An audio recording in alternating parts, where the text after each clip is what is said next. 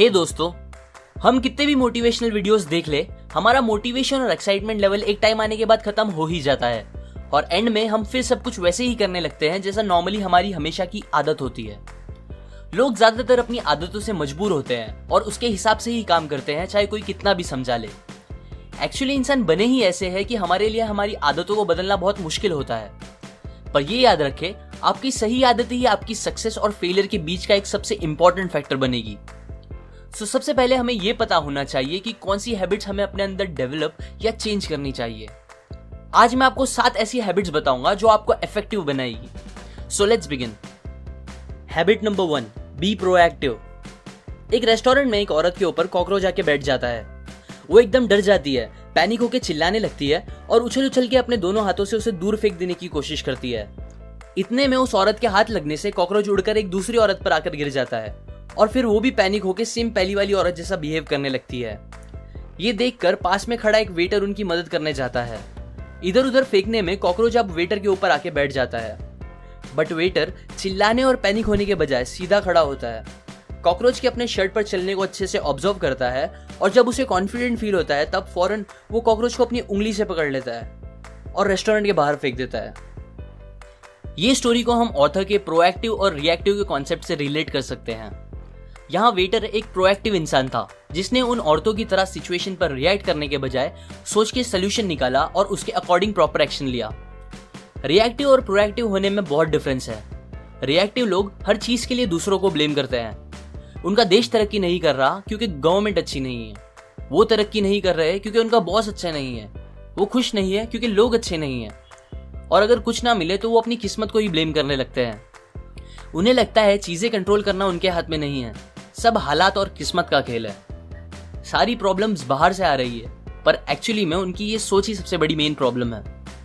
वो यूजुअली ऐसे sentences use करते हैं जैसे मैं कुछ नहीं कर सकता, क्या करूं, मैं बचपन से ही ऐसा हूं, वो मुझे बहुत गुस्सा दिलाता है। जबकि प्रोएक्टिव लोग अपनी फीलिंग्स का कंट्रोल दूसरों को देने के बजाय खुद संभालते हैं। वो अपने हर एक्शंस की 100% रिस्पॉन्सिबिलिटी खुद पे लेते हैं। हालात और किस्मत को ब्लेम करने के बजाय सिचुएशन को वो खुद कैसे बेटर कर सकते हैं इस बारे में सोचते हैं और एक्शन लेके उसे सही भी करते हैं। आप हमेशा उन चीजों पर फोकस करो जो आप चेंज कर सकते हो, ना कि उन चीजों पर जो आप चेंज नहीं कर सकते। Habit number 2, begin with the end in mind. ये हैबिट मेरे how to be powerful video में बताए एक लॉ से सिमिलर है, जिसमें मैंने हमेशा एंड गोल को याद रखकर स्टेप्स लेने कहा था।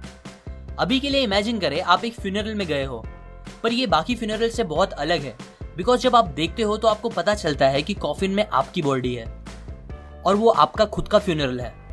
उस टाइम आप अपने आप के लिए क्या क्या बोलना चाहोगे? ये एक बहुत ही इम्पैक्टफुल क्वेश्चन है।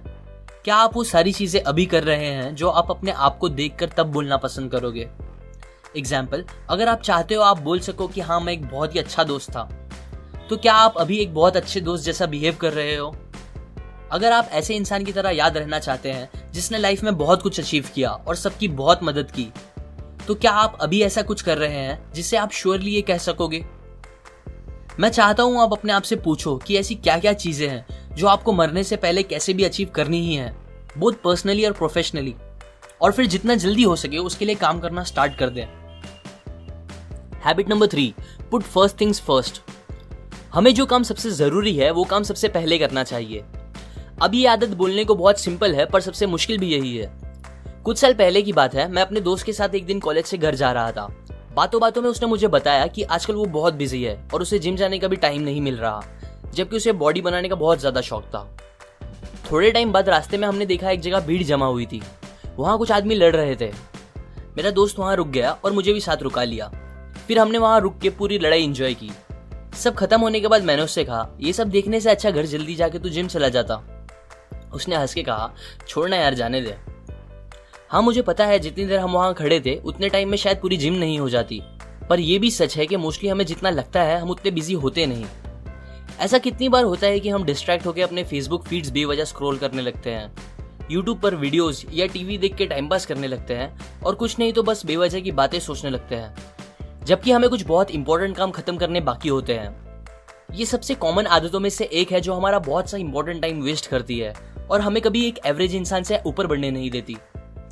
सो अगर आपको कुछ करना है लाइफ में, तो हर रोज वो काम सबसे पहले खत्म करो जो आपको आपके गोल्स तक पहुंचने में हेल्प करेगा। उसके बाद बचे दूसरे कामों को प्रायोरिटीज दो। Habit number 4, think win win. मान लो मेरा और आपका एक यूट्यूब पे प्रैंक चैनल है और दोनों के पास 1000 सब्सक्राइबर्स है। अब मुझे आपके चैनल के बारे में किसी से पता चलता है और मैं आपके वीडियोस देखता हूँ। मुझे आपके वीडियोस बहुत पसंद आते हैं, सो मैं आपको मेरे चैनल पर इनवाइट करता हूँ और अपने व्यूअर्स को आपके चैनल के लिए रिकमेंड करता हूँ, जिससे मेरे सब्सक्राइबर्स आपके चैनल के भी सब्सक्राइबर्स बन जाते हैं। और फिर सिमिलरली आप भी मुझे अपने चैनल के लिए बुलाते हो, जिससे आपके व्यूअर्स मेरे चैनल के भी सब्सक्राइबर्स बन जाते हैं। इसे कहते हैं एक विन विन सिचुएशन क्रिएट करना, जिसमें दोनों साइड का फायदा निकले, ना कि बस किसी एक का। अच्छा, अगर मैं ये सब करने के बजाय आपसे जेलस होके, क्योंकि आप मेरे कॉम्पिटिटर हो, एक फेक आईडी बनाता, आपके सारे वीडियोस डिसलाइक करता और बुरे बुरे कमेंट्स डालता, ये सोच के कि इससे आपका कुछ नुकसान होगा और इनडायरेक्टली मेरा फायदा होगा, तो क्या आपको लगता है मेरा सच में कुछ फायदा होता?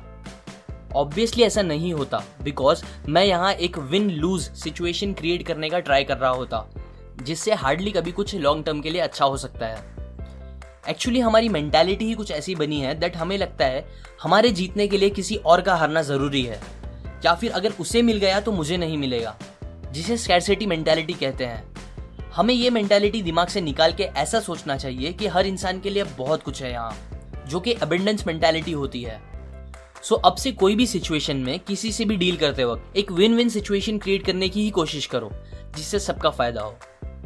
Habit number 5, seek first to understand then to be understood. समझो एक दिन आप चश्मे वाले के पास जाते हो और उसको बताते हो कि 2 दिन से आपको बराबर दिख रहा नहीं है। ये सुन के चश्मा वाला फौरन अपना पहना हुआ चश्मा निकाल के आपको दे देता है और बोलता है, लो इसे ट्राई करो, ये मेरे लिए काफी सालों से अच्छे से काम कर रहे हैं। सो आप वो चश्मा पहनते हो पर आपको और खराब दिखने लगता है। अब ऐसा होने के बाद कितने चांसेस है कि आप उस चश्मे वाले के पास वापस जाओगे? शायद ही कभी। पर एक्चुअली में हम भी थोड़े बहुत इस चश्मे वाले जैसे ही हैं। जब हम लोगों से बात करते हैं तब उनके प्रॉब्लम्स को डायग्नोस या अच्छे से समझने से पहले ही उन्हें सोल्यूशन देना या लड़ना स्टार्ट कर देते हैं।